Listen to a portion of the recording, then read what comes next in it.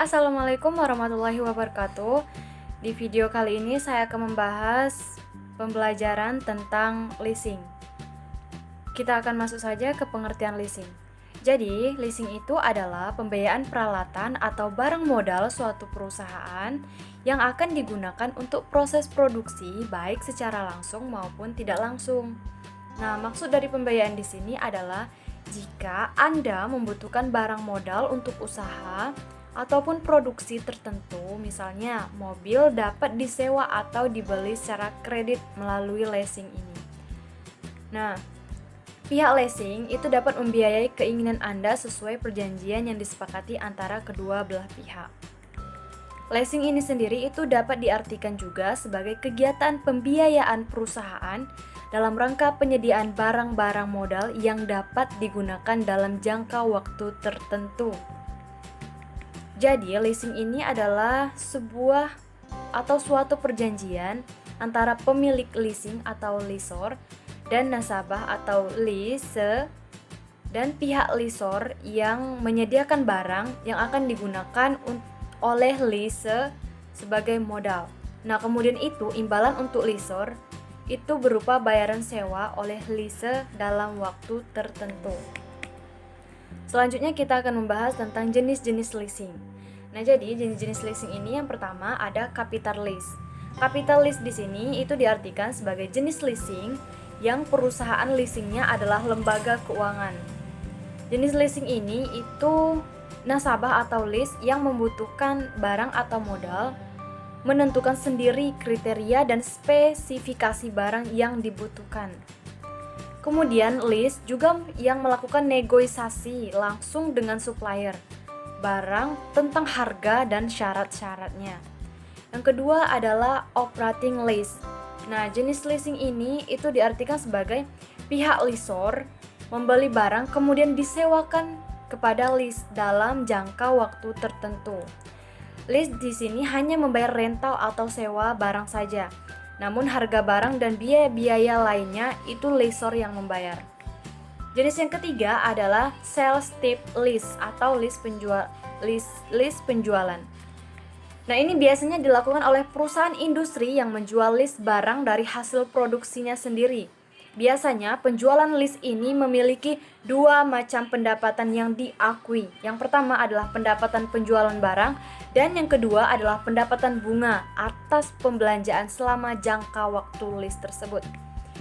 Yang jenis yang selanjutnya adalah leverage lease.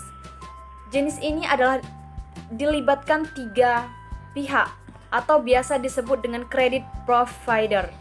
Jadi lessor tidak membiayai objek leasing hingga sebesar 100% dari harga barang, melainkan hanya sekitar 20% sampai 40% saja. Sisa harga kemudian akan dibiayai oleh credit provider tadi. Jenis selanjutnya adalah cross border lease. Leasing ini adalah dilakukan antar negara.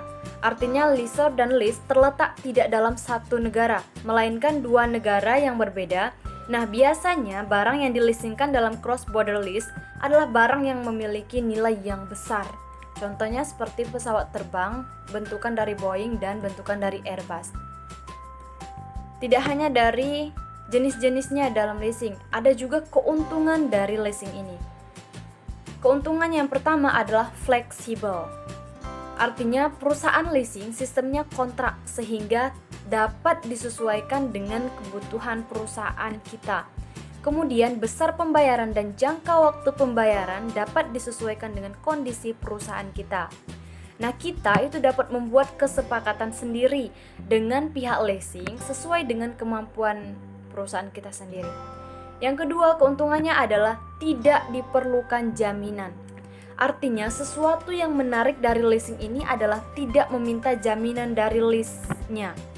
Namun kita dapat memiliki hak atas barang modal berdasarkan aktiva yang di-lease. Pendapatan dari aktiva ini sendiri yang merupakan jaminan dari lease tersebut. Selanjutnya yaitu cepat dalam pelayanan. Nah, prosedur leasing itu sangat sederhana sehingga pelayanannya sangat cepat dan mudah dan mempermudah dalam pembiayaan. Jadi, lease akan dengan mudah mendapatkan barang-barang yang dibutuhkan untuk modal usaha. Yang keempat adalah capital saving. Capital saving yaitu leaser membiayai 100% untuk barang atau modal yang kita butuhkan. Nah, dengan adanya pembiayaan oleh lessor, maka dapat menghemat modal bagi perusahaan lease, sehingga modal yang dimiliki oleh lease dapat digunakan untuk keperluan lainnya. Keuntungan selanjutnya adalah pembayaran angsuran diperlakukan sebagai biaya operasional. Nah, ini nih yang menarik dari pembayaran angsuran, yaitu dapat dimasukkan ke dalam biaya operasional perusahaan. Nah, pembayaran lease ini dihitung dalam penentuan laba rugi perusahaannya. Jadi perhitungannya itu dari pendapatan sebelum pajak, bukan dari laba yang terkena pajak. Keuntungan yang berikutnya adalah sebagai pelindung inflasi. Jadi, leasing juga dapat menghindari risiko penurunan nilai uang yang disebabkan oleh inflasi. Namun, lease sampai kapanpun akan membayar dengan satuan moneter yang lalu terhadap sisa kewajiban hutangnya atau yang telah disepakati pada awal meminjam modal usahanya. Oke, itulah pembahasan materi tentang leasing, baik itu pengertian, jenis, dan keuntungan dari leasing ini sendiri. Saya akhiri, wassalamualaikum warahmatullahi wabarakatuh.